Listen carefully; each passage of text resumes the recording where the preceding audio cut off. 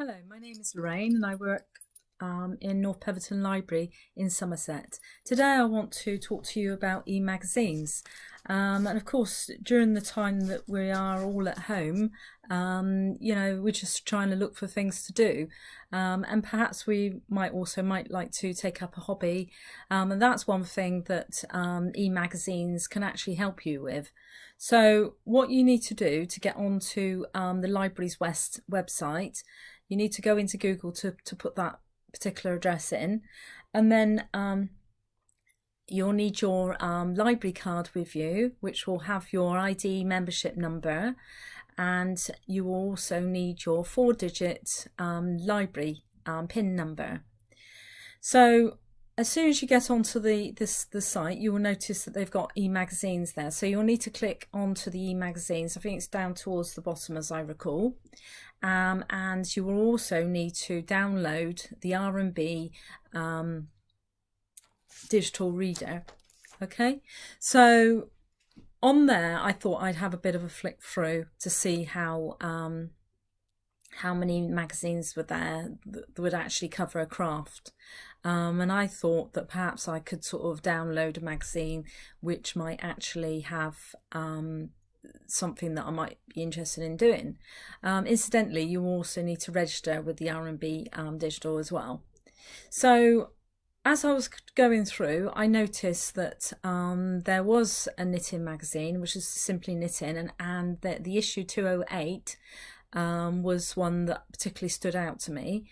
So I downloaded that one and flicked through the magazine on my computer, and I came upon page 29. There was a really sweet llama jumper, and on the llama jumper there was a bag that was also knitted to coordinate with the jumper.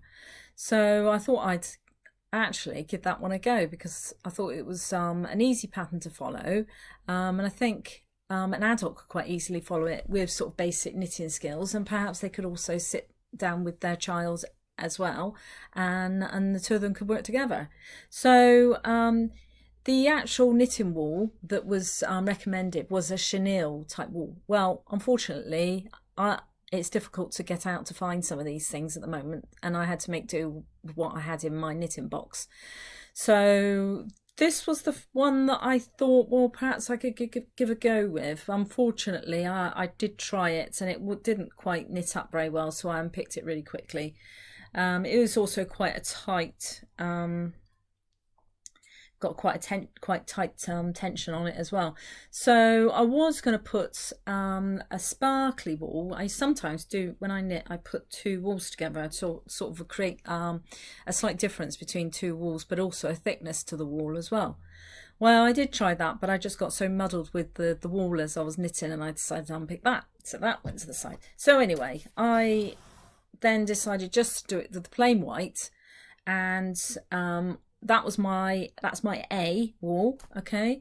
And then it also recommended a contrasting colour, which was kind of to show off the face of the llama, which was, though they actually asked for a beige sort of colour, but I decided that perhaps I would actually use this one because I couldn't find any beiges, and actually it's a 4-ply similar to the white as well, and I thought it was quite a nice colour. It's sort of like a coffee banana-y creamy sort of colour. So anyway, I cast on 35 stitches, okay, and I got my knitting needles, because I always keep my knitting needles in this case, okay, and my knitting needles are all safe there, but it did take me a little while to find it.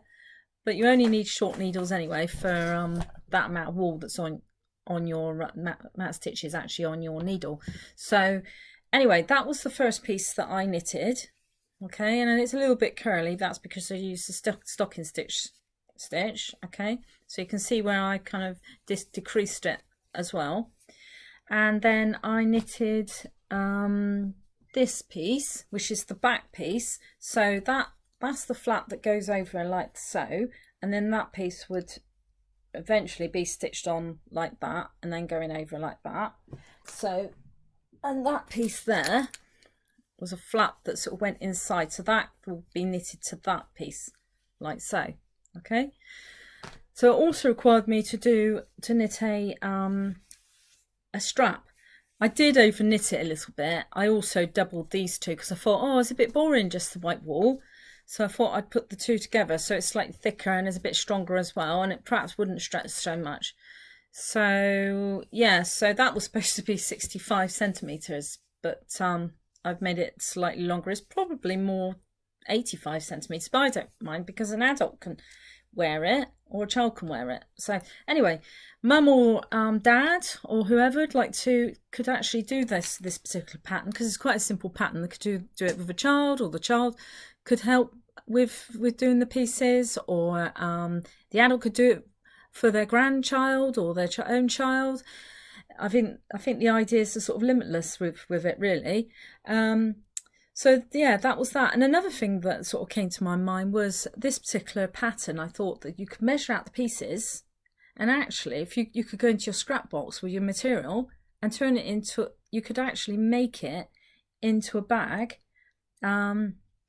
So instead of knitting, you could actually make a bag out of material using a similar sort of principle, really, except from you wouldn't be knitting it. Because I could actually do that. I think that will be something I would do in my next segment. This is the knitted version, and this is the version I've done in material, which will be interesting to see the sort of the difference between the two.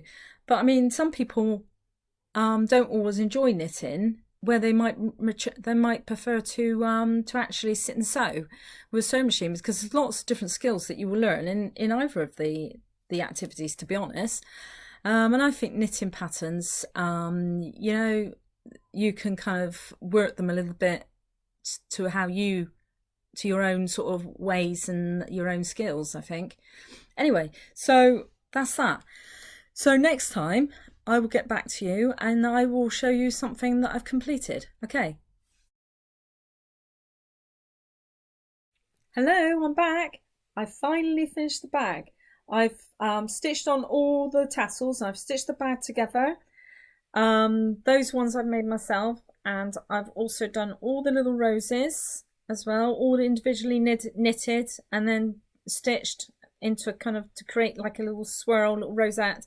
I've also put a popper on, which it didn't have before, and I thought it would actually be quite useful, being that, you know, any little person wanting that might want to put their little treasures in there.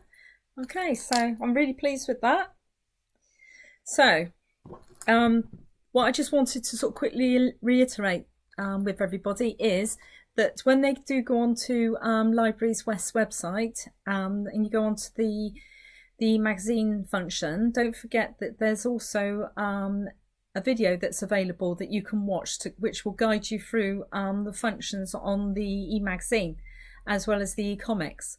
So when you get onto the e-magazines, the whole range of them there, but you just kind of want to kind of narrow them down a little bit. There's a function called a filter just on the right hand side. So if you press on the filter, it will have a whole list of all the magazine areas or subject areas. So if you want craft, press on craft. If you want cooking, press on cooking. You get the idea. So I went for crafts, and it came up with 4 magazines sort of face on, and one of them was the Molly Makes that sort of took my eye, because that was the one I was going to look up after the Simply Knitting magazine.